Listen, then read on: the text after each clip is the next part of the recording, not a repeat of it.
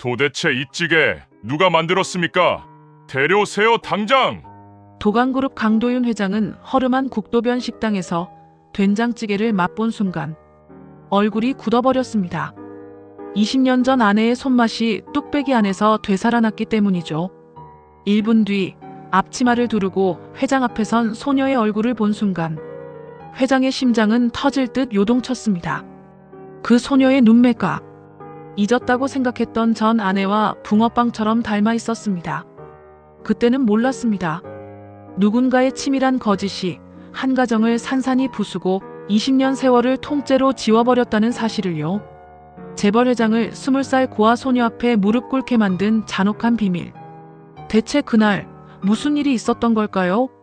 사연을 시작하기 전에 구독과 좋아요 한 번씩 눌러주시고 지금 어디에서 함께하고 계신지도 댓글로 남겨주세요. 오늘도 여러분의 가정에 평안과 행운이 함께하시길 바라겠습니다. 강도윤은 차창 밖을 바라보고 있었습니다. 눈은 창밖을 향해 있었지만 시선은 어디에도 닿지 않았습니다. 도강그룹 회장의 지방공장 점검 출장길. 수행원 4명이 동행했고 리무진 안은 조용했습니다. 조수석과 뒷좌석을 가르는 공기마저 경직된 느낌이었습니다. 도윤은 50살이 된 지금까지 이 자리에서 이 침묵 속에서 살아왔습니다. 점심시간이 되자 앞자리 비서가 조심스럽게 입을 열었습니다. 회장님, 시내 쪽 한정식집으로 예약해두었습니다. 도윤은 창밖에서 눈을 떼지 않은 채 짧게 말했습니다. 됐어요. 비서는 당황한 표정을 지었지만 더 말을 잇지 못했습니다. 차가 국도를 달리던 중 도윤이 갑자기 나직하게 말했습니다. 저기서 세워주게. 차가 멈춘 곳은 국도변에 있는 허름한 밥집 앞이었습니다. 낡은 나무 간판에 페인트가 군데군데 벗겨져 있었고 유리문 너머로 수증기가 뿌옇게 끼어 있었습니다. 그런데도 문 앞까지 손님줄이 이어져 있었습니다. 수행원들은 서로 눈빛을 주고받았지만 아무도 입을 열지 못했습니다. 도윤은 조용히 차에서 내렸습니다. 줄을 서서 기다리는 동안 된장찌개 냄새가 먼저 왔습니다. 진하고 묵직한 냄새였습니다. 도강그룹 회장이 허름한 밥집 앞에 줄을 서 있는 모습은 누가 봐도 어색한 장면이었지만 도윤은 신경 쓰지 않았습니다. 그는 그저 이유도 모른 채 그 냄새를 따라 여기 서 있었습니다. 자리에 앉자 주인이 물을 가져왔습니다. 도윤은 메뉴판을 들지도 않고 말했습니다. 된장찌개 주세요. 잠시 후 뚝배기가 놓였습니다. 뽀얀 김이 피어올랐고 찌개 표면이 보글보글 끓고 있었습니다. 두부가 네모 반듯하게 들어있었고 애호박이 동글동글 썰려 있었습니다. 도윤은 천천히 숟가락을 들었습니다. 그리고 첫 숟갈을 입에 가져가는 순간이었습니다. 숟갈이 공중에서 멈췄습니다. 손이 움직이지 않았습니다. 눈이 천천히 흔들렸습니다. 미간이 좁아지더니 이내 눈꺼풀이 약간 내려앉았습니다. 심장이 이상한 박자로 뛰기 시작했습니다. 그리움이라는 감정이 아무런 예고도 없이 가슴 한가운데를 찌르고 들어왔습니다. 20년 전 낡은 가스레인지 앞에서 앞치마를 두른 수연이 뚝배기를 들고 돌아서며 웃던 그 얼굴. 그 냄새. 그 온기가 떠올랐습니다. 도윤은 억지로 숟갈을 입에 가져갔습니다. 두 번째 숟갈, 세 번째 숟갈. 삼킬수록 선명해졌습니다. 부정하려 했지만 할 수가 없었습니다. 몸이 먼저 알고 있었습니다. 이 맛은 말이 안 되는데. 입술이 미세하게 떨렸습니다. 수행원들은 아무도 말을 걸지 못했습니다. 회장의 얼굴이 보통 때와 달랐습니다. 냉정하고 무표정하던 그 얼굴에 설명할 수 없는 무언가가 번지고 있었습니다. 도윤은 숟가락을 내려놓고 주인을 불렀습니다. 목소리는 낮았지만 날카로웠습니다. 이 된장찌개 누가 끓였습니까? 주인이 뒤통수를 긁으며 머뭇거렸습니다. 그게 오늘 주방장이 장염에 걸려서요. 저희 알바생이 대신 끓였는데 무슨 문제라도 있으셨어요? 도윤은 대답하지 않았습니다. 자리에서 천천히 일어서며 말했습니다. 그 알바생, 지금 당장 불러주세요. 가게 안 공기가 굳었습니다. 손님 몇 명이 슬쩍 고개를 돌렸고 수행원들은 일제히 긴장했습니다. 주인은 얼른 주방 쪽으로 들어갔습니다. 도윤은 그 자리에 서서 기다렸습니다. 손은 바지 옆선을 따라 내려와 있었고 손끝이 미세하게 떨렸습니다. 그 순간 도윤은 자신이 왜 떨고 있는지 알고 있었습니다. 기대했기 때문입니다. 말이 안 된다는 것도 알면서 그래도 기대했기 때문입니다. 잠시 후 주방 쪽 문이 열렸습니다.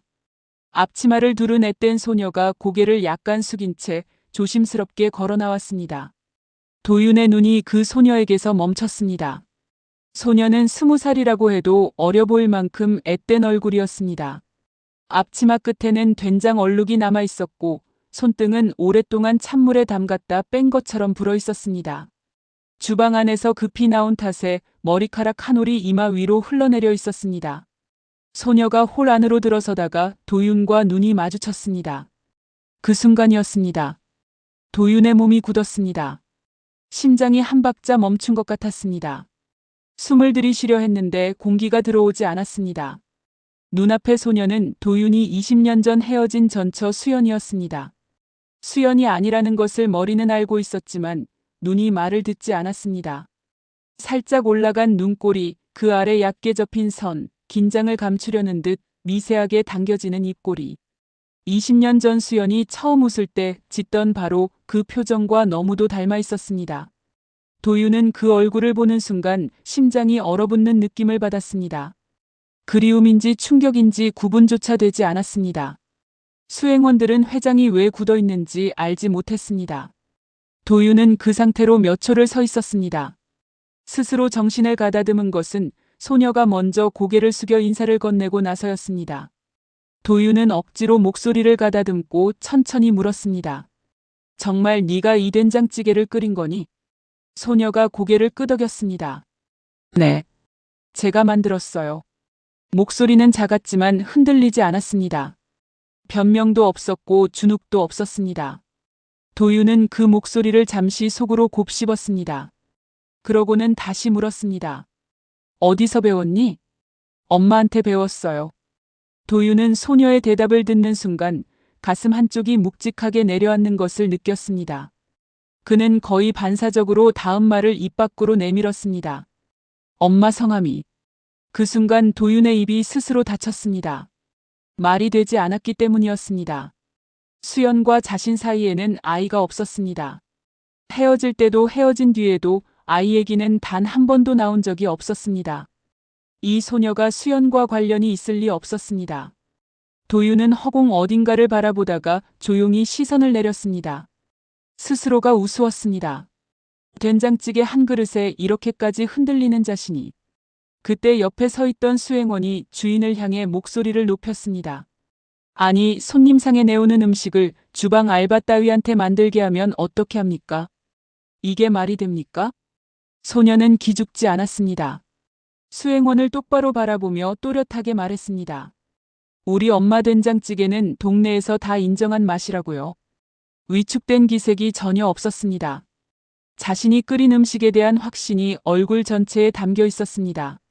엄마에게 배운 음식이라는 것에 대한 자부심이기도 했습니다. 도윤은 그 눈빛을 바라보다가 가슴이 또 한 번 조여드는 것을 느꼈습니다. 수연도 꼭 저랬습니다. 아무리 기죽이려 해도 기죽지 않던 사람. 자기가 옳다고 믿는 것 앞에서는 절대 고개를 숙이지 않던 사람. 도윤은 손을 들어 수행원을 가로막았습니다. 그만하게. 수행원은 입을 다물었습니다. 도윤은 주인에게로 시선을 옮겼습니다. 오늘만이 아니라 평소에도 이 아이가 직접 끓이는 겁니까? 주인이 머뭇거리다가 고개를 끄덕였습니다. 사실은요. 손님들이 하도 좋아하셔서 된장찌개만큼은 할인이가 맡아서 끓이거든요. 우리 주방장이 따로 있어도 이건 할인이 담당이에요. 할인. 도윤은 그 이름을 마음속에서 한번 조용히 불러보았습니다. 그러고는 더 묻지 않았습니다. 계산을 마치고 자리에서 일어섰습니다. 수행원들이 먼저 문 쪽으로 향했습니다. 도윤도 걸음을 옮겼습니다. 출구까지 3걸음쯤 남았을 때 그는 다시 멈췄습니다. 발이 먼저 알았습니다. 머리가 아니라 몸이 먼저 돌아섰습니다.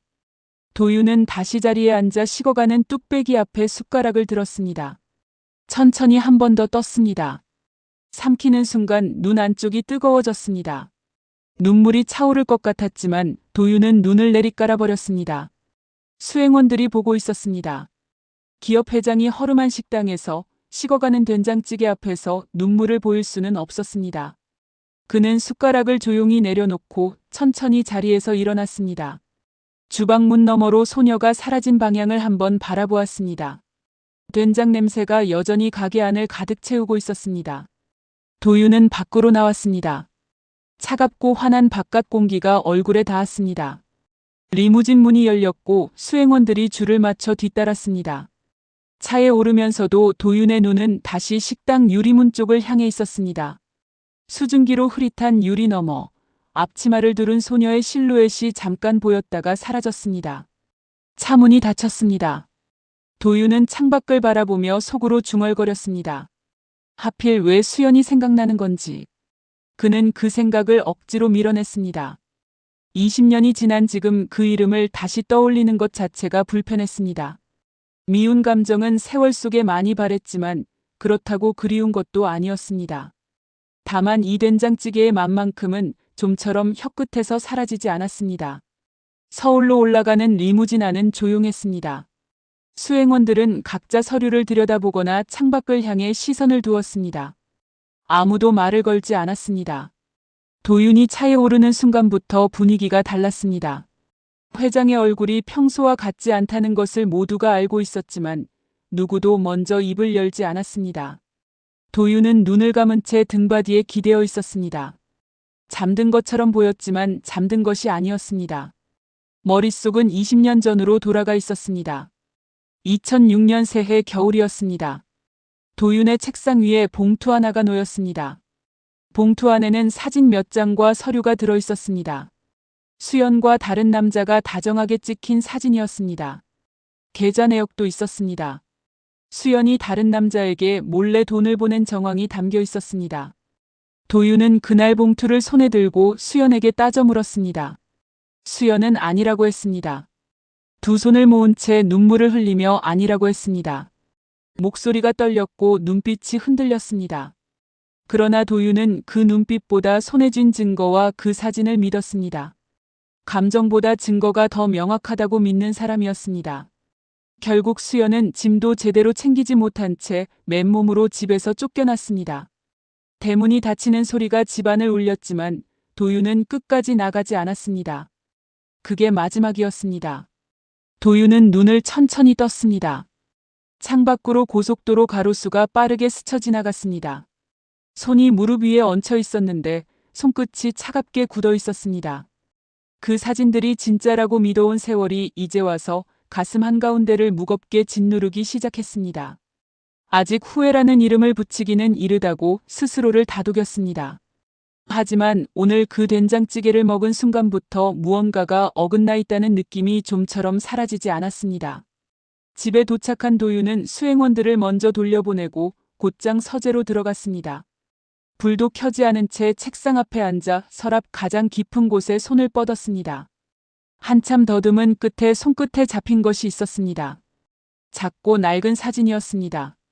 모서리가 달아 있었고 색이 바랬습니다. 도윤은 스탠드를 켜고 사진을 빛 아래로 가져다 댔습니다. 윤수연이었습니다. 환하게 웃고 있는 수연의 얼굴. 뺨이 통통하고 눈이 가늘어지도록 웃는 그 표정. 도윤은 이 사진을 몇 번이나 꺼내보았는지 기억조차 나지 않았습니다. 그러면서도 버리지 못했습니다. 그런데 오늘은 달랐습니다. 사진 속 수연의 얼굴 위로 오늘 식당에서 만난 소녀 할인의 얼굴이 겹쳐 들어왔습니다. 살짝 올라간 눈꼬리. 긴장할 때 저도 모르게 당겨지는 입꼬리. 도윤은 두 눈으로 보면서도 믿기지 않아 사진과 기억 사이를 몇 번이나 오갔습니다. 가슴이 서늘해졌습니다. 그리움과 의심이 동시에 밀려왔고 둘이 뒤엉켜 어느 쪽인지 구분이 되지 않았습니다. 그날 밤 잠이 오지 않았습니다. 천장을 바라보다 뒤척이고 다시 눈을 감아 보았지만 소용이 없었습니다. 앞치마를 두른 소녀의 얼굴이 자꾸 떠올랐습니다. 식당 안을 가득 채우던 된장 냄새가 아직도 코끝에 남아있는 것 같았습니다. 엄마한테 배웠어요. 그 짧고 단단한 대답이 귓가에서 떠나지 않았습니다. 세상에는 우연히 닮은 사람이 있습니다. 우연히 비슷한 손맛을 가진 사람도 있습니다. 도윤은 스스로에게 그렇게 말했습니다. 그러나 눈을 감으면 또 그 얼굴이 떠올랐습니다. 논리가 감정을 이기지 못하는 밤이었습니다. 다음 날 아침이었습니다. 도윤은 잠을 설친 눈으로 책상 앞에 앉자마자 핸드폰을 들었습니다. 비서실장 박상철에게 거는 전화였습니다. 신호가 2번 울리고 연결됐습니다. 상철 씨. 네, 회장님.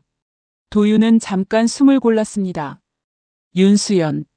그녀가 지금 어디서 어떻게 지내는지 비밀리에 알아봐줘요. 행적 전부다. 전화기 넘어가 잠깐 조용해졌습니다.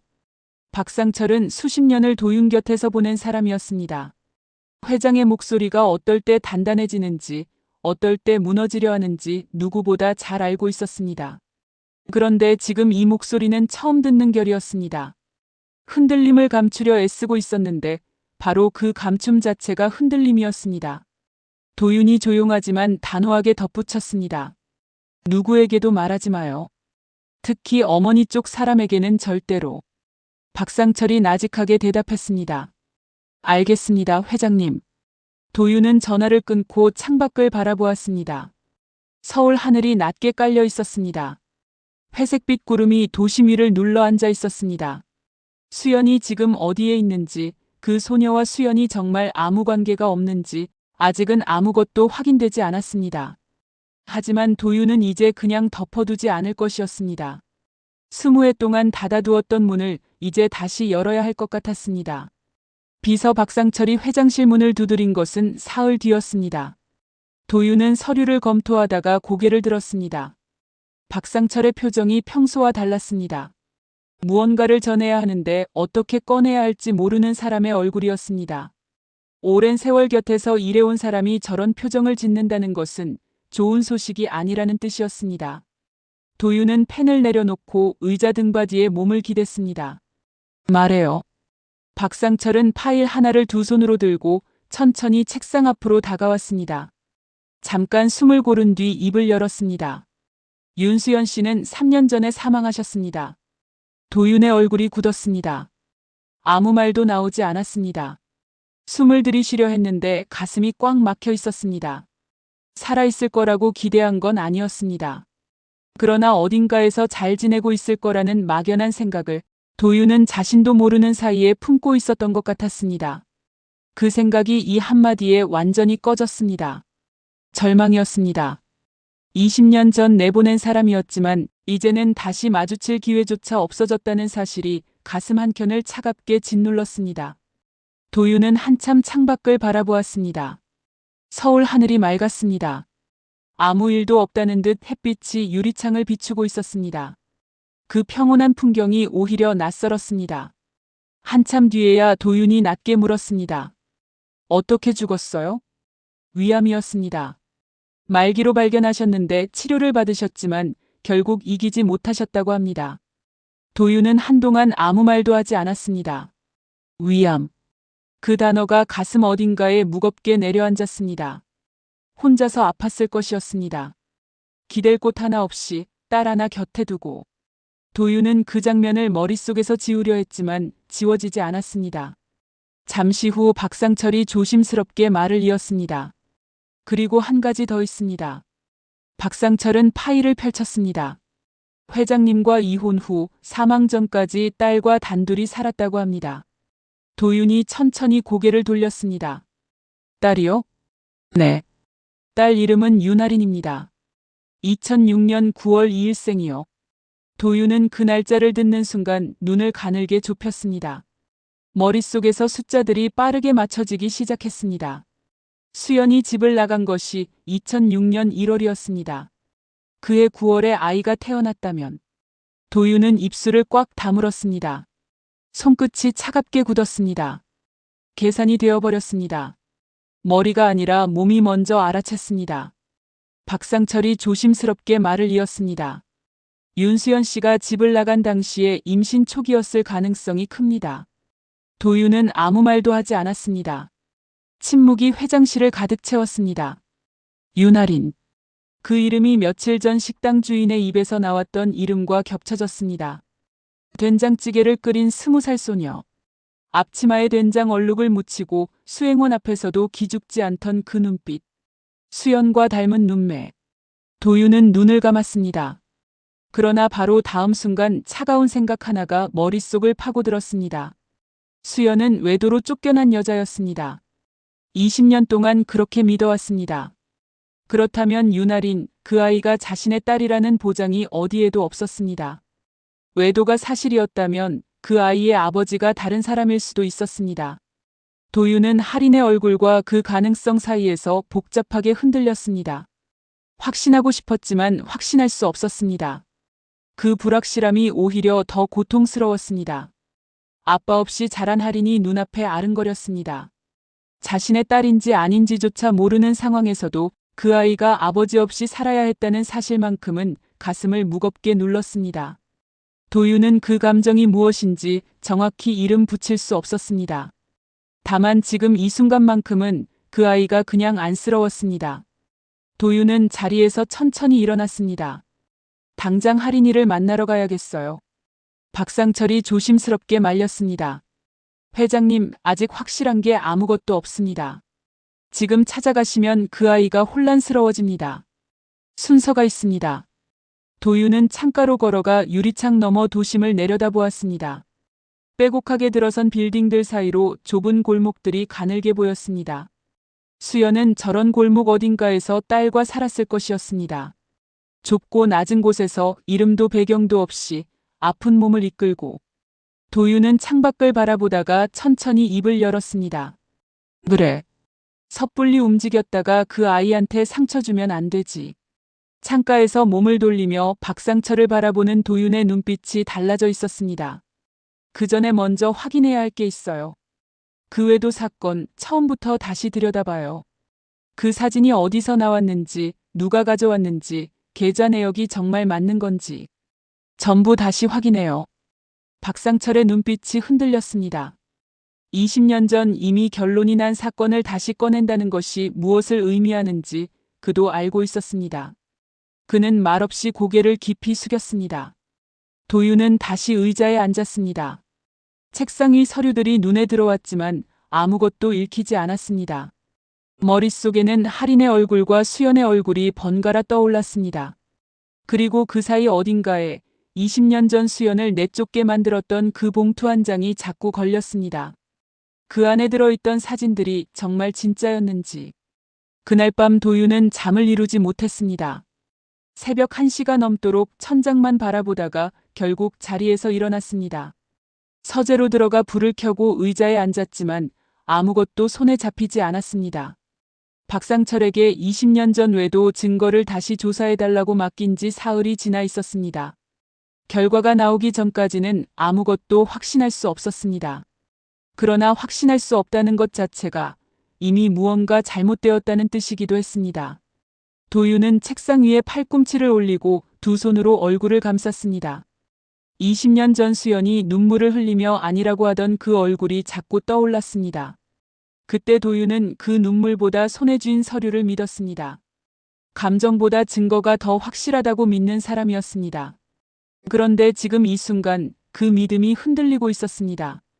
다음 날 아침 도윤은 출근하자마자 박상철을 불렀습니다. 조사가 어디까지 됐습니까? 박상철은 파일을 들고 들어오며 조심스럽게 입을 열었습니다. 마침 오늘 보고 드리려 했습니다. 중간 결과가 나왔습니다. 말해요. 박상철이 파일을 펼쳤습니다. 20년 전 수연 씨 외도 증거라고 올라온 그 사진들, 전문 분석 업체에 의뢰해서 정밀 분석을 맡겼습니다. 결과가 나왔는데 사진 속 두 인물에서 합성 흔적이 확인됐습니다. 서로 다른 사진에서 각각 오려낸 이미지를 한 장으로 붙여 만든 겁니다. 당시 기술로도 충분히 가능한 방식이었습니다. 도윤의 눈이 가늘어졌습니다. 그러니까 수연이와 그 남자는 실제로 함께 있던 게 아니라는 겁니까? 네. 처음부터 존재하지 않았던 장면을 누군가 의도적으로 만들어낸 겁니다. 도윤은 말없이 서류를 내려다보았습니다. 심장이 천천히 그러나 무겁게 뛰기 시작했습니다. 박상철이 말을 이었습니다. 계좌 내역도 확인했습니다. 수연 씨 명의로 돈이 오간 것으로 되어 있는 그 계좌, 실제 계좌주를 추적해봤습니다. 계좌주 이름은 이수연이 맞습니다. 그런데 수연 씨가 아닙니다. 동명이인입니다. 전혀 다른 사람의 계좌였습니다. 누군가 같은 이름을 가진 다른 사람의 계좌 내역을 의도적으로 가져다 쓴 겁니다. 도윤의 눈빛이 굳었습니다. 이름만 같은 다른 사람이라고요? 네. 처음부터 수연 씨와는 아무 관계없는 계좌였습니다. 도윤은 서류를 든 손에 저도 모르게 힘이 들어갔습니다.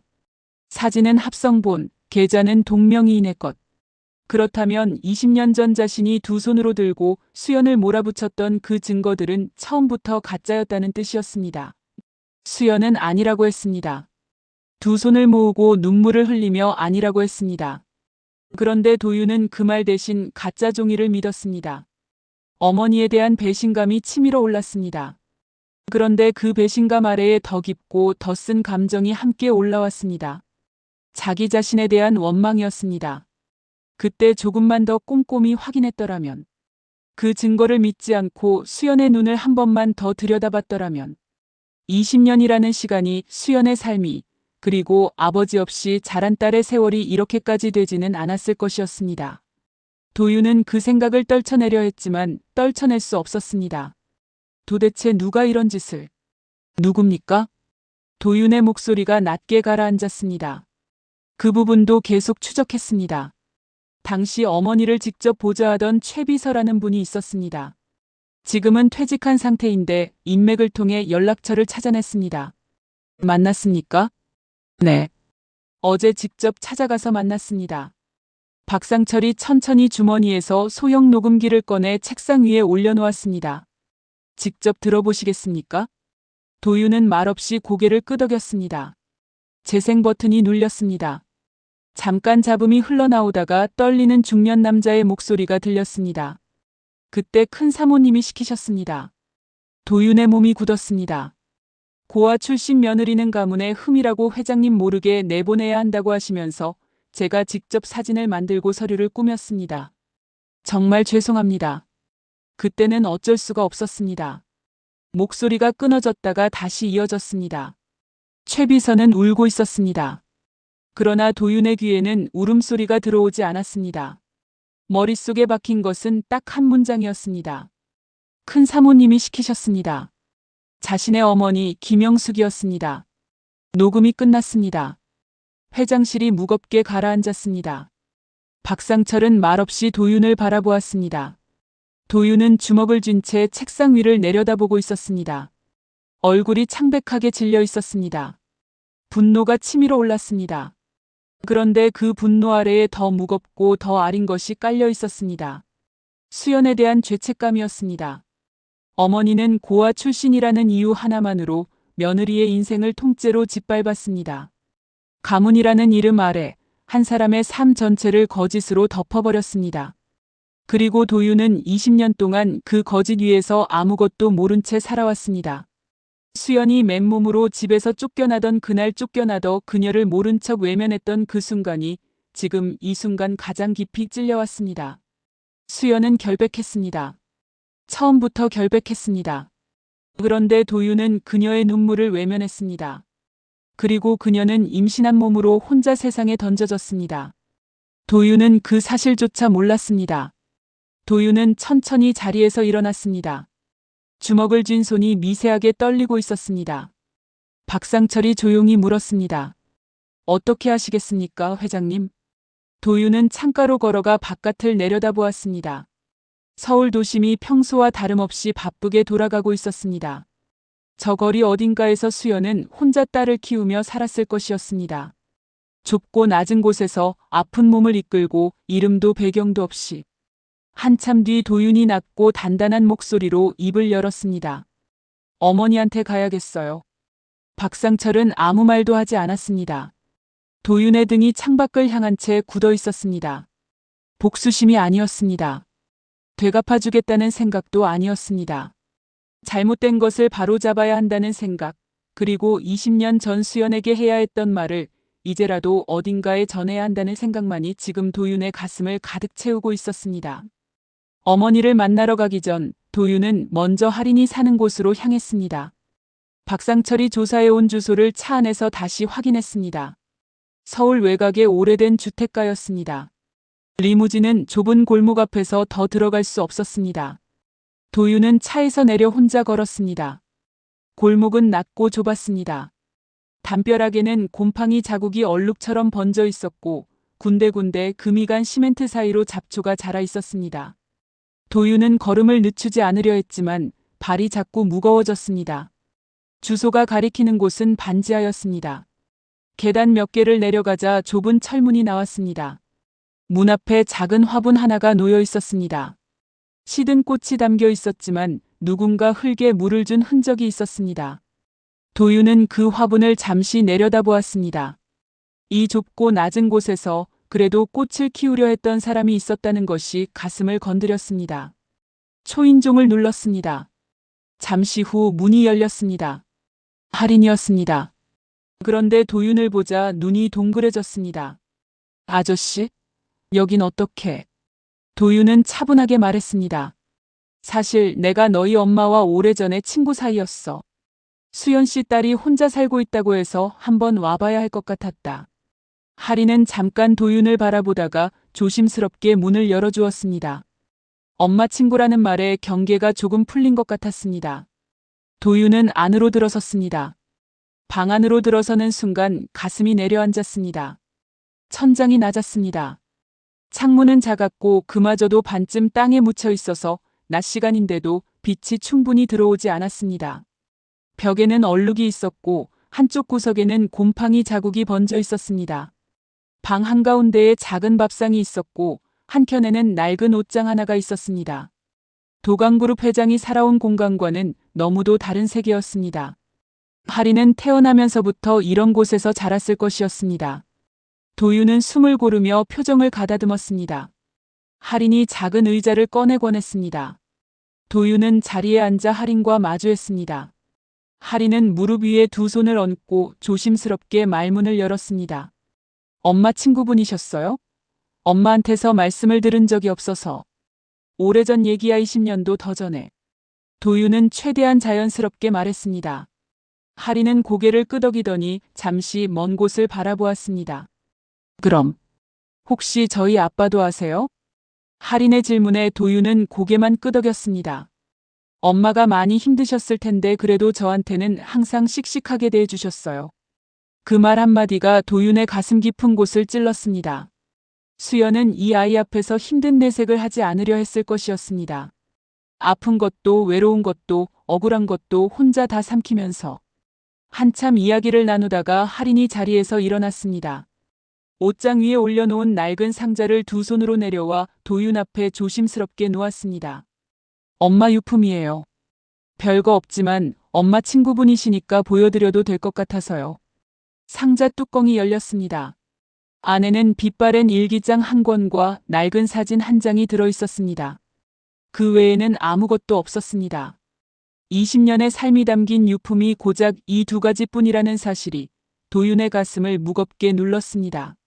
할인이 사진을 조심스럽게 꺼내 도윤 쪽으로 내밀었습니다. 이건 저희 엄마랑 아빠가 대학 다닐 때 찍은 사진이래요.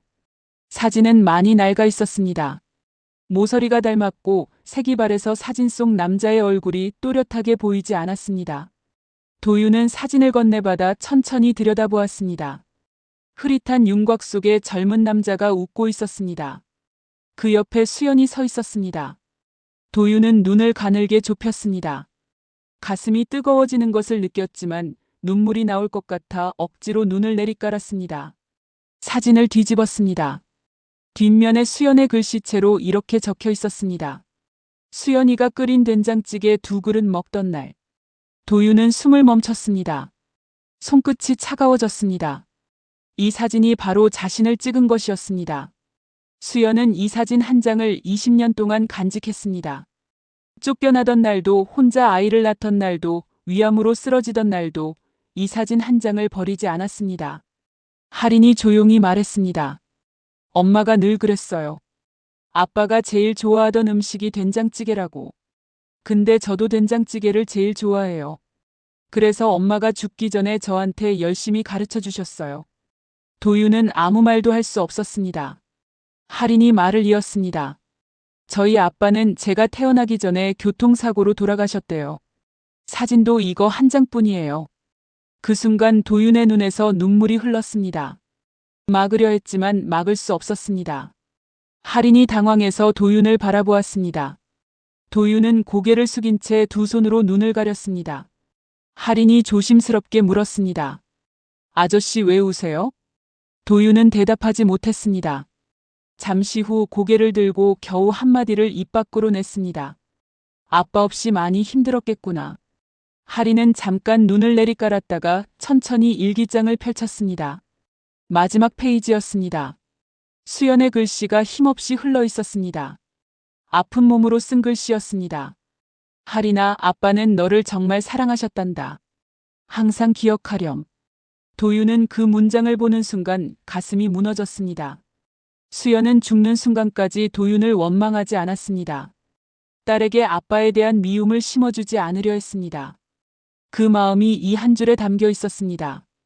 도윤은 더 이상 눈물을 참을 수 없었습니다. 할인은 영문도 모른 채 도윤 곁에 앉아 조용히 있었습니다. 반지하 방 안에 두 사람의 침묵이 흘렀습니다.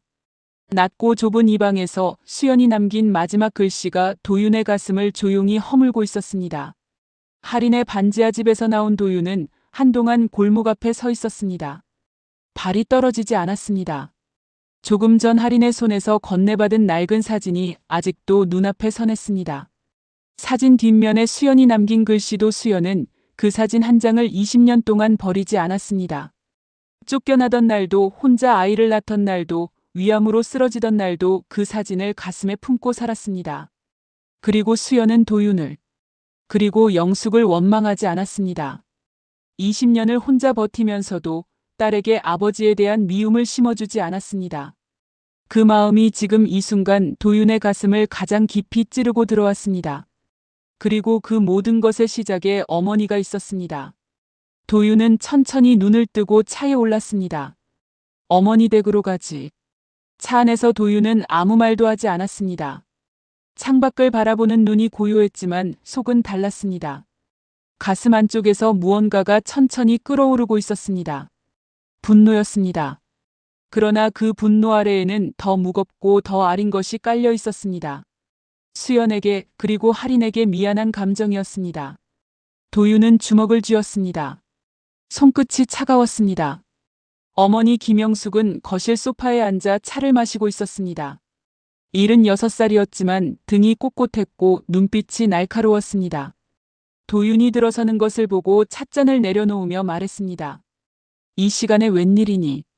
도윤은 인사도 없이 어머니 맞은편에 앉았습니다. 영숙은 아들의 얼굴을 한번 훑어보더니 눈썹을 약간 올렸습니다. 무슨 일 있니?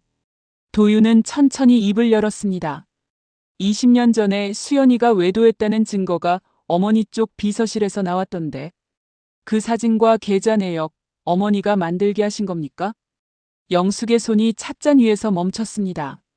그러나 표정은 흔들리지 않았습니다. 잠깐 도윤을 바라보다가 짧게 코웃음을 쳤습니다. 갑자기 그의 얘기는 왜 꺼내는 거야? 그리고 그 말도 안 되는 소리. 대체 누가 한 거니? 도윤은 들고 온 파일을 조용히 테이블 위에 올려놓았습니다. 전문업체의 사진 합성 분석 결과와 동명이인 계좌 추적 서류였습니다. 영숙은 시선을 내리깔았지만 손을 뻗지 않았습니다. 뻗지 않는 것 자체가 이미 알고 있다는 뜻이었습니다. 도윤은 소형 녹음기를 꺼내 재생 버튼을 눌렀습니다. 떨리는 중년 남자의 목소리가 거실에 흘렀습니다. 그때 큰 사모님이 시키셨습니다. 고아 출신 며느리는 가문의 흠이라고 회장님 모르게 내보내야 한다고 하시면서 제가 직접 사진을 만들고 서류를 꾸몄습니다. 영숙의 얼굴이 굳었습니다. 찻잔을 쥔 손이 미세하게 떨렸습니다. 녹음이 끝났습니다. 거실이 조용해졌습니다. 도윤은 녹음기를 테이블 위에 내려놓고 어머니를 똑바로 바라보았습니다. 영숙은 한동안 말이 없었습니다. 시선을 창밖으로 돌렸다가 다시 찻잔으로 내렸다가 자존심과 현실 사이에서 버티고 있는 사람의 모습이었습니다. 그러다 천천히 눈을 들었습니다. 그래, 내가 했다. 도윤은 숨을 멈췄습니다. 고아 출신 며느리가 우리 가문에 들어온 것 자체가 마음에 들지 않았어. 그런 보잘것없는 계집애가 감히 도강그룹 며느리로 있으면 안 된다고 생각했어. 자백이었습니다. 그런데 목소리에 흔들림이 없었습니다. 잘못을 인정하면서도 그것이 잘못이었다고 생각하지 않는 사람의 말투였습니다. 도윤은 그 태도가 오히려 더 깊은 분노를 끌어올렸습니다. 배신감이 가슴 전체를 꽉 채웠습니다. 20년 동안 어머니를 믿었습니다. 가문을 위한다는 말을 믿었습니다. 그 믿음 아래에 이런 것이 있었습니다. 도윤은 낮고 차갑게 말했습니다. 어머니, 수연이가 집을 나가던 그날 임신 중이었어요. 영숙의 눈이 처음으로 크게 흔들렸습니다. 임신이라고? 20년 전 어머니가 쫓아낸 그날 수연이 뱃속에 아이가 있었다고요. 영숙의 입이 열렸다가 닫혔습니다. 찻잔을 쥔 손이 다시 떨렸습니다. 그 사실만큼은 정말 몰랐던 표정이었습니다. 영숙은 잠시 허공을 바라보았습니다. 거실 안에 무거운 침묵이 흘렀습니다. 그러나 잠시 후 영숙은 다시 표정을 가다듬었습니다. 차갑게 굳은 얼굴로 입을 열었습니다. 임신인 줄은 진짜 몰랐다. 하지만 진짜 내 아이였다면 왜 연락을 안 했겠니? 알았다면 연락을 했겠지. 도윤의 눈빛이 바뀌었습니다. 어머니. 도윤이 자리에서 일어섰습니다. 20년 동안 한 번도 높인 적 없던 목소리였습니다. 영숙이 눈을 크게 떴습니다. 아들의 눈에서 본 적 없는 것이 보였습니다. 그만하세요. 목소리가 거실을 울렸습니다. 수연이는 아이를 빼앗길까봐 두려워서 연락하지 못한 거예요. 도강그룹에서 맨몸으로 쫓겨난 여자가 어디에 연락을 합니까? 어머니께 연락을 해요? 저한테 연락을 해요? 어느 쪽으로 연락해도 아이를 빼앗길 수밖에 없다는 걸 수연이는 알고 있었던 겁니다. 그 두려움이 얼마나 컸을지 모르시겠어요? 영숙은 굳은 얼굴로 입을 다물었습니다. 그러나 눈빛이 조금씩 흔들리기 시작했습니다. 도윤은 숨을 고르며 말을 이었습니다. 목소리가 다시 낮아졌지만 이번에는 차가웠습니다. 어머니 때문에 저는 수연이를 20년 동안 오해했어요. 그 오해 때문에 제 딸이 아버지 없이 혼자 자랐다고요. 그 가엾은 아이는 자신의 아버지가 교통사고로 죽었은 줄로 알고 컸다고요. 수연이는 혼자 아이를 낳고 혼자 키우다가 위암으로 외롭게 죽었어요. 그게 어머니가 가문을 지킨 결과라고요. 영숙의 얼굴이 하얗게 질렸습니다. 어머니는 가문을 지킨 게 아니라 한 여자의 인생을 짓밟은 겁니다. 그리고 제 딸의 아버지를 빼앗은 거예요. 영숙의 눈가가 미세하게 떨렸습니다. 평생 단 한 번도 흔들리지 않던 그 눈가가. 도윤은 테이블 위에 파일을 집어들었습니다. 어머니를 내려다보는 도윤의 눈빛이 너무 매서웠습니다. 저 더 이상 참지 않을 겁니다. 도윤은 돌아서며 마지막으로 말했습니다. 손녀 앞에서 직접 사죄하세요. 그게 어머니께 드리는 마지막 기회예요. 발소리가 거실을 가로질렀습니다. 현관문이 닫혔습니다. 영숙은 아들이 나간 자리를 한참 바라보았습니다. 거실이 조용했습니다. 찻잔에서 김이 가늘게 피어오르다 사라졌습니다. 손녀. 그 단어가 영숙의 귓속에서 천천히 울렸습니다. 임신한 몸으로 쫓겨난 며느리. 아버지 없이 자란 아이. 영숙은 두 손을 무릎 위에 얹었습니다. 손이 떨리고 있었습니다. 평생 옳다고 믿어온 것들이 지금 이 순간 하나씩 허물어지고 있었습니다. 어머니 댁에서 나온 다음 날 아침이었습니다. 도윤은 잠을 설쳤습니다. 눈을 감으면 할인의 얼굴이 떠올랐고 수연의 일기장 마지막 페이지가 떠올랐습니다. 그리고 어머니의 자백이 귓속에서 맴돌았습니다. 도윤은 새벽 5시에 자리에서 일어나 서재에 앉았습니다. 창밖이 아직 어두웠습니다. 그는 한동안 아무것도 하지 않은 채 그냥 앉아 있었습니다. 머릿속에서 한 가지 생각이 계속 맴돌았습니다. 할인이 자신의 딸이라는 확신이 있었습니다. 눈매도 입꼬리도 된장찌개 손맛도. 그러나 확신만으로는 부족했습니다. 할인에게 아버지라고 말하려면 그 말이 할인의 삶을 완전히 바꿔놓을 말이라면 반드시 확인이 필요했습니다. 도윤은 천천히 자리에서 일어났습니다. 그날 오후 도윤은 다시 할인의 반지하 집을 찾아갔습니다. 하리는 도윤을 보고 어제와 달리 경계하지 않았습니다. 엄마 유품 앞에서 함께 울었던 사람이었습니다. 하리는 조용히 문을 열어주었습니다. 도윤은 자리에 앉아 잠시 숨을 고른 뒤 천천히 입을 열었습니다. 하리나, 사실은 내가 내 아버지일 수도 있다. 하린의 얼굴이 하얗게 굳었습니다. 방 안의 공기가 멈춘 것 같았습니다. 하린은 도윤을 바라보다가 시선을 내렸습니다. 손이 무릎 위에서 꼼지락거렸습니다. 아무 말도 나오지 않는 것 같았습니다. 도윤은 바로 덧붙였습니다. 확신 없이 이 말을 꺼내서 내 마음에 상처 주고 싶지 않았어. 그래서 확인하자고 온 거야. 하린은 고개를 들었습니다. 눈이 흔들리고 있었습니다. 그 눈 안에 두 가지 감정이 동시에 담겨 있었습니다. 화가 나는 것 같기도 했고 기대하는 것 같기도 했습니다. 평생 아버지가 교통사고로 죽었다고 믿으며 살아온 20살 소녀가 감당하기에는 너무 크고 갑작스러운 말이었습니다. 하린이 떨리는 목소리로 물었습니다. 저희 엄마가 아저씨랑 그런 사이였어요? 응. 오래전에. 하린은 입술을 깨물었습니다. 눈물이 차오르는 것을 참으려는 것 같았습니다. 도윤은 하린이 감당하고 있는 혼란을 바라보며 가슴이 조여들었습니다. 이 아이에게 아버지가 살아있다는 사실이 기쁨이어야 하는지 상처여야 하는지 도윤 자신도 알 수 없었습니다. 한참 뒤 하린이 천천히 고개를 들었습니다. 검사해 볼게요. 작은 목소리였지만 단단했습니다. 도윤은 하린의 눈을 바라보며 천천히 말했습니다. 결과가 어떻게 나오든 난 너를 지킬 거야. 하린의 눈에 눈물이 맺혔습니다. 흘러내리지는 않았지만 맺힌 채로 흔들렸습니다. 도윤은 그 눈물을 바라보며 더 이상 말을 잇지 않았습니다.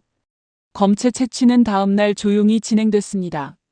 도윤은 박상철에게 외부에 절대 알려지지 않도록 신신당부했습니다. 검사 결과는 이틀 후에 나올 예정이었습니다. 그날 밤 도윤은 또 잠을 이루지 못했습니다. 이번에는 두려움 때문이었습니다. 확신이 있으면서도 두려웠습니다. 결과지에 찍힌 숫자가 자신이 믿는 것과 다르게 나온다면 도윤은 그 다음을 생각할 수 없었습니다. 그러나 반대로 확인이 된다면 그 아이 앞에 무릎을 꿇고 해야 할 말들이 머릿속에서 쏟아졌습니다.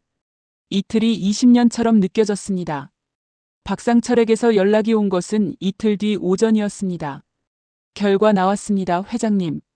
도윤은 전화기를 쥔 손에 힘이 들어가는 것을 느꼈습니다. 가져와요. 전화를 끊고 도윤은 의자에 앉은 채 움직이지 않았습니다. 창밖으로 햇빛이 들어오고 있었습니다. 평범한 아침이었습니다. 그러나 도윤에게는 20년 중 가장 긴 아침이었습니다. 박상철이 회장실 문을 두드린 것은 오전 10시였습니다. 도윤은 책상 앞에 앉아 있었지만 서류에는 손을 대지 않은 상태였습니다. 아침 일찍 출근해서 그 자리에 앉았지만 2시간 동안 아무것도 하지 못했습니다. 머릿속에는 하린의 얼굴만 있었습니다. 박상철이 들어서는 것을 보고 도윤은 천천히 눈을 들었습니다. 박상철의 손에 흰 봉투가 들려 있었습니다. 작고 단순한 봉투였습니다. 그러나 도윤의 눈에는 그 봉투가 세상에서 가장 무거운 것처럼 보였습니다. 박상철이 봉투를 조용히 책상 위에 내려놓았습니다. 결과 나왔습니다, 회장님. 그 말을 끝으로 박상철은 아무 말도 하지 않았습니다. 도윤은 봉투를 바라보았습니다. 손을 뻗으려다 멈췄습니다. 저 봉투 안에 모든 것이 들어 있었습니다. 20년 전 수연이 맨몸으로 집을 나가던 그날부터 혼자 아이를 낳고 키우다 위암으로 눈을 감기까지의 세월이, 그리고 아버지 없이 반지하 방에서 자란 20살 소녀의 시간이. 도윤은 천천히 숨을 들이쉬었습니다. 손이 봉투를 집었습니다. 봉투를 여는데 오래 걸렸습니다. 손끝이 떨렸기 때문이었습니다. 도강그룹을 20년 넘게 이끌어온 사람의 손이 작은 봉투 하나 앞에서 떨고 있었습니다. 도윤은 억지로 봉투를 열었습니다. 서류를 꺼냈습니다. 눈이 천천히 내려갔습니다. 부녀관계 일치 확률 99.9%. 도윤은 그 숫자를 읽고 또 읽었습니다. 3번, 4번, 5번. 숫자는 변하지 않았습니다. 도윤은 서류를 든 채로 눈을 감았습니다. 눈꺼풀 안쪽이 뜨거워졌습니다. 코끝이 시큰해졌습니다. 20년 동안 단 한 번도 흘린 적 없던 눈물이 눈꺼풀 아래로 차올랐습니다. 할인이는 자신의 딸이었습니다. 된장찌개 냄새 속에서 처음 마주쳤던 앳된 소녀가, 수연의 눈매를 그대로 닮은 그 소녀가, 아버지가 교통사고로 죽었다는 말을 들으며 20년을 살아온 그 소녀가 자신의 딸이었습니다. 도윤의 눈에서 눈물이 흘렀습니다. 소리 없이 흘렀습니다. 도윤은 서류를 책상 위에 내려놓고 두 손으로 얼굴을 감쌌습니다. 어깨가 미세하게 흔들렸습니다. 박상철은 고개를 깊이 숙인 채 아무 말도 하지 않았습니다. 그의 눈가도 붉어져 있었습니다. 한참 뒤 도윤이 낮게 말했습니다. 할인이한테 연락해요. 회사로 와달라고. 오후가 되어 할인이 회장실 문을 열고 들어왔습니다. 수수한 차림이었습니다. 낡은 운동화에 소매가 늘어난 겉옷이었습니다. 넓고 높은 회장실이라는 공간 안에서 할인은 작아 보였습니다. 그러나 걸음걸이는 주눅들지 않았습니다. 그 걸음걸이가 수연을 닮아 있었습니다. 도윤은 할인이 걸어 들어오는 것을 바라보며 가슴이 조여드는 것을 느꼈습니다. 이 아이가 수연의 딸이라는 것을, 그리고 자신의 딸이라는 것을 이제는 확실히 알고 있었습니다. 앉거라. 할인이 소파에 앉았습니다. 도윤은 책상 앞에서 일어나 천천히 걸어와 맞은편에 앉았습니다. 테이블 위에 유전자 검사 결과지를 조용히 내려놓았습니다. 읽어봐. 할인은 결과지를 집어들었습니다. 눈이 천천히 내려갔습니다. 읽다가 멈췄습니다. 다시 읽었습니다. 손이 떨리기 시작했습니다. 결과지가 손 안에서 흔들렸습니다. 할인은 고개를 들어 도윤을 바라보았습니다. 눈 안에 두 가지 감정이 동시에 담겨 있었습니다. 믿기지 않는다는 표정이었고 동시에 믿고 싶다는 표정이었습니다. 정말 아저씨가 저희 아빠예요? 목소리가 갈라졌습니다. 20살이 되도록 한 번도 불러본 적 없는 단어 아빠. 그 단어가 할인의 입에서 흘러나오는 순간 회장실 안의 공기가 달라졌습니다. 도윤은 대답 대신 천천히 자리에서 일어났습니다. 할인 앞으로 걸어갔습니다. 그리고 무릎을 꿇었습니다. 도강그룹 회장 강도윤이 20살 소녀 앞에 무릎을 꿇었습니다. 할인의 눈이 크게 벌어졌습니다. 입술이 떨렸습니다. 도윤은 고개를 숙인 채 말했습니다. 할인아, 아빠가 너무 늦어서 미안하다. 목소리가 떨렸습니다. 단단하게 유지하려 했지만 유지되지 않았습니다. 20살이 되도록 아빠 없이 살게 해서 미안하다. 못난 아빠를 용서해 줄 수 있겠니? 할인의 눈에서 눈물이 터졌습니다. 한 번 터진 눈물은 멈추지 않았습니다. 그런데 할인은 울면서도 도윤을 똑바로 바라보았습니다. 그 눈 안에 슬픔만 있는 게 아니었습니다. 20년 동안 쌓인 것들이 한꺼번에 올라오고 있었습니다. 할인이 울부짖으며 물었습니다. 그런데 아저씨는 왜 엄마랑 저를 한 번도 찾아오지 않은 거예요? 왜요? 그 말이 도윤의 가슴을 정면으로 찔렀습니다. 변명할 수 없는 말이었습니다. 도윤은 눈을 감았다가 뜨며 말했습니다. 그건 아빠가 잘못한 거야. 아빠가 눈이 멀어 있었어. 도윤은 숨을 고르며 할인에게 천천히 말했습니다. 20년 전 수연에게 올라온 외도 증거가 처음부터 조작된 것이었다는 것을. 내 할머니가 고아 출신 며느리를 내보내기 위해 모든 것을 꾸몄다는 것을. 그리고 자신은 그 가짜 증거를 단 한 번도 의심하지 않고 믿었다는 것을. 하나도 빠짐없이 숨김없이 말했습니다. 할인은 들으면서 계속 울었습니다. 한 손으로 입을 막고 눈물을 닦지도 않은 채 울었습니다. 엄마가 왜 아무 말도 하지 않았는지, 왜 아빠가 죽었다고 했는지 이제야 이해가 되는 것 같았습니다. 그리고 그 이해가 오히려 더 아팠습니다. 엄마가 혼자 삼켰을 것들이 이제 와서 전부 느껴졌기 때문이었습니다. 도윤도 말하면서 울었습니다. 내 엄마 인생을 망친 건 내 무지였어. 수연이가 아니라고 했을 때 한 번만 더 들었더라면 미안하다. 결국 내가 너랑 엄마를 지켜주지 못했어. 도윤은 두 손으로 얼굴을 감쌌습니다. 어깨가 흔들렸습니다. 20년 동안 감추어왔던 것이 무너지고 있었습니다. 냉정하고 단단하다고 알려진 도강그룹 회장이 아니었습니다. 지금 이 자리에는 그냥 한 사람의 아버지만 있었습니다. 너무 늦게 찾아온, 너무 많은 것을 놓친 아버지. 하리는 도윤이 우는 것을 바라보았습니다. 원망하고 싶었습니다. 왜 진작 몰랐냐고, 왜 엄마 말을 믿지 않았냐고 소리치고 싶었습니다. 그런데 눈앞에서 무릎을 꿇고 어깨를 흔들며 울고 있는 이 사람을 보는 순간 그 원망이 어디론가 쓰러졌습니다. 대신 가슴 깊은 곳에서 전혀 다른 감정이 올라왔습니다. 평생 한 번도 느껴본 적 없는 아버지라는 존재 앞에서만 느낄 수 있는 그 감정이었습니다. 할인이 천천히 자리에서 일어났습니다. 그리고 무릎을 꿇고 있는 도윤의 품에 안겼습니다. 도윤은 딸을 처음으로 안았습니다. 두 팔로 꼭 안았습니다. 20살이 되도록 한 번도 안아주지 못한 세월이 그 한 번의 포옹 안에 담겼습니다. 할인의 어깨가 흔들렸습니다. 도윤의 어깨도 흔들렸습니다. 두 사람은 말없이 울었습니다. 회장실 안에 두 사람의 울음소리만 흘렀습니다. 얼마나 지났을까요? 할인이 도윤의 품에 얼굴을 묻은 채 작게 말했습니다. 엄마가 많이 힘들었겠다. 흐느낌이 섞인 목소리였습니다. 원망도 아니고 질문도 아니었습니다. 이제야 엄마가 혼자 감당했던 것들이 전부 느껴지는 것 같았습니다. 도윤은 할인의 그 말을 듣는 순간 눈물이 다시 차올랐습니다. 수연이 혼자 삼켰을 것들이 눈앞에 그려졌습니다. 억울함도 외로움도 아픔도. 단 한 번도 딸 앞에서 내색하지 않았을 그 감정들이. 도윤은 목이 메어 아무 말도 하지 못했습니다. 두 사람은 한동안 그렇게 있었습니다. 말이 필요하지 않았습니다. 20년이라는 시간이 입안 안에 가득 차 있었습니다.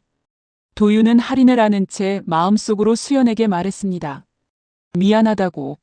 너무 늦어서 미안하다고. 그리고 이제부터는 네가 지켜온 이 아이를 내가 지키겠다고. 회장실 문 앞에서 박상철이 조용히 문을 당겨 닫았습니다. 그의 눈가가 붉게 젖어 있었습니다. 한 달이 지났습니다. 할인은 이제 도윤의 대저택에서 살고 있었습니다. 처음 이사 오던 날 할인은 짐이 별로 없었습니다. 반지하 방에서 챙겨온 것은 옷 몇 벌과 엄마 유품 상자 하나뿐이었습니다. 도윤은 그 상자를 할인의 방 가장 잘 보이는 선반 위에 올려두었습니다.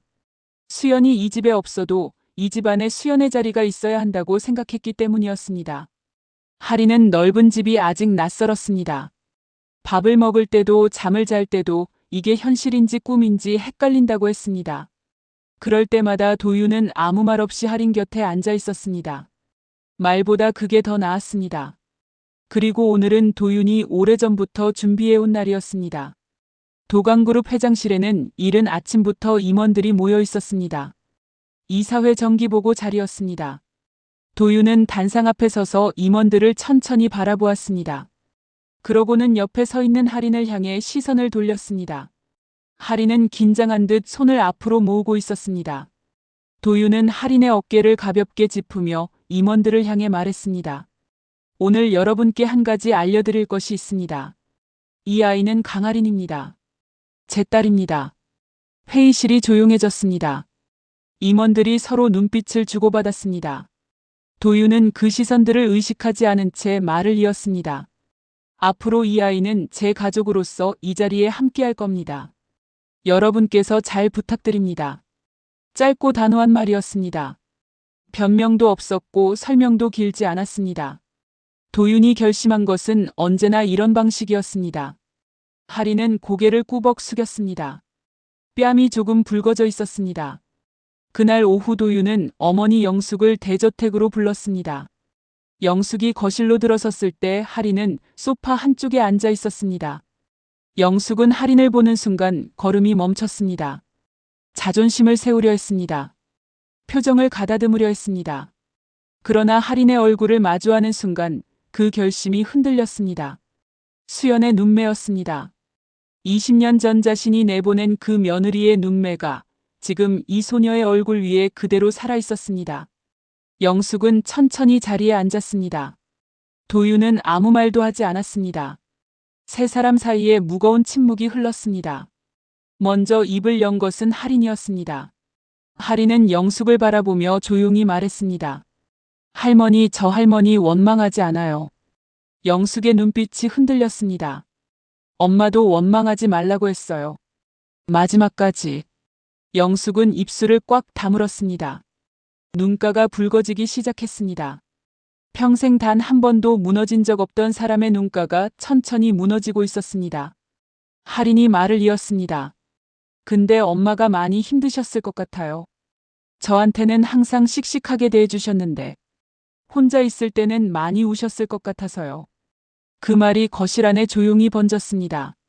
영숙은 더 이상 버티지 못했습니다. 천천히 자리에서 일어났습니다. 그리고 할인 앞으로 걸어와 무릎을 꿇었습니다. 76살의 여자가, 도강그룹 회장의 어머니가 20살 소녀 앞에 무릎을 꿇었습니다. 내가 잘못했다. 목소리가 떨렸습니다. 내 엄마에게도 너에게도 내가 잘못했다. 영숙의 눈에서 눈물이 흘렀습니다. 뺨을 타고 흘러내리는 눈물을 닦지 않았습니다. 닦을 자격이 없다고 생각하는 것 같았습니다. 할인은 영숙을 바라보았습니다. 원망이 없는 건 아니었습니다. 엄마가 혼자 버텼던 20년이 아버지 없이 살아야 했던 자신의 세월이 떠올랐습니다. 그러나 지금 눈앞에서 무릎을 꿇고 우는 이 할머니를 바라보며 할인은 그 원망을 오래 붙들고 있지 않기로 했습니다. 엄마가 그랬던 것처럼 할인이 천천히 손을 내밀어 영숙의 손을 잡았습니다. 영숙이 고개를 들었습니다. 할인이 조용히 말했습니다. 일어나세요, 할머니. 영숙은 손자녀의 손을 잡은 채 한동안 울었습니다. 도윤은 그 모습을 바라보며 말없이 서 있었습니다. 가슴 안쪽에서 무언가가 천천히 풀리는 느낌이었습니다. 오래 묶여있던 것이 이제야 조금씩 풀리고 있었습니다. 그날 저녁 도윤은 어머니와 단둘이 마주 앉았습니다. 어머니, 앞으로 경영에는 관여하지 마세요. 저희 삶에도요. 영숙은 아무 말도 하지 않았습니다. 지방 별장에서 지내세요. 혼자 생각할 시간이 필요하실 겁니다. 영숙은 천천히 고개를 끄덕였습니다. 반박하지 않았습니다. 처음으로 아들 앞에서 고개를 숙였습니다. 도윤은 그 모습을 바라보며 더 이상 말을 잇지 않았습니다. 벌을 주려는 것이 아니었습니다. 다만 이제는 가족이 먼저여야 했습니다. 영숙은 다음 날 아침 대저택을 떠났습니다. 짐을 싸는 영숙의 뒷모습이 평소보다 작아 보였습니다. 그로부터 2주 뒤 수연의 이름을 딴 작은 재단이 문을 열었습니다. 재단 이름은 수연재단이었습니다. 고아와 한부모 가정을 지원하는 재단이었습니다. 도윤은 재단 설립 이유를 묻는 기자들에게 짧게 말했습니다. 제가 지켜야 할 것은 회사가 아니라 사람입니다. 개막식 날 할인은 도윤 옆에 서 있었습니다. 행사가 끝나고 사람들이 빠져나간 뒤 도윤과 할인은 나란히 서서 재단 현판을 바라보았습니다. 수연재단. 수연의 이름이 새겨진 현판이 햇빛 아래 반짝였습니다. 할인이 조용히 말했습니다. 엄마가 좋아했을 것 같아요. 도윤은 대답 대신 할인의 어깨를 가볍게 감쌌습니다. 할인이 도윤을 올려다보며 웃었습니다. 수연을 닮은 눈매가 가늘어졌습니다. 도윤도 웃었습니다. 그날 저녁이었습니다. 주방에서 된장찌개 냄새가 흘러나왔습니다. 도윤은 냄새를 따라 주방 문 앞에 섰습니다. 할인이 앞치마를 두르고 가스레인지 앞에 서 있었습니다. 뚝배기 안에서 찌개가 보글보글 끓고 있었습니다. 두부가 네모 반듯하게 들어있었고 애호박이 동글동글 썰려 있었습니다. 처음 만났던 그 허름한 식당에서 맡았던 바로 그 냄새였습니다. 할인이 뒤를 돌아보며 말했습니다. 다 됐어요. 앉으세요, 아빠. 아빠. 그 한마디가 도윤의 가슴 한가운데로 조용히 들어왔습니다. 도윤은 식탁 앞에 앉았습니다. 할인이 뚝배기를 들고 와 식탁 위에 내려놓았습니다. 김이 피어올랐습니다. 도윤은 숟가락을 들었습니다. 첫 숟갈을 입에 가져가는 순간이었습니다. 눈물이 흘렀습니다. 웃음도 나왔습니다. 눈물과 웃음이 동시에 나왔습니다. 할인이 그 모습을 보다가 따라 웃었습니다. 주방 안에 두 사람의 웃음소리가 퍼졌습니다. 된장찌개 냄새가 따뜻하게 집안을 채웠습니다. 오늘의 사연 어떠셨나요? 수연은 억울하게 쫓겨난 후 홀로 할인을 키웠지만 아버지에 대한 원망 대신 사랑을 심어주고 떠난 엄마였습니다. 세상에 그런 엄마가 또 있을까요? 혹시 여러분도 억울하게 오해받고 상처받은 적이 있으셨나요? 아무도 내 편이 없다고 느끼면서도 꿋꿋하게 버텨오신 분들에게 오늘 이 이야기가 조금이나마 위로가 되었으면 좋겠습니다. 댓글로 여러분의 이야기를 나눠주세요. 억울했던 순간, 뒤늦게 후회했던 기억, 어떤 이야기든 괜찮습니다. 여러분의 댓글 하나하나가 이 채널의 가장 큰 힘이 됩니다. 이 영상이 마음에 닿으셨다면 좋아요와 구독도 부탁드립니다. 다음 이야기에서도 여러분의 가슴을 울리는 사연으로 찾아오겠습니다.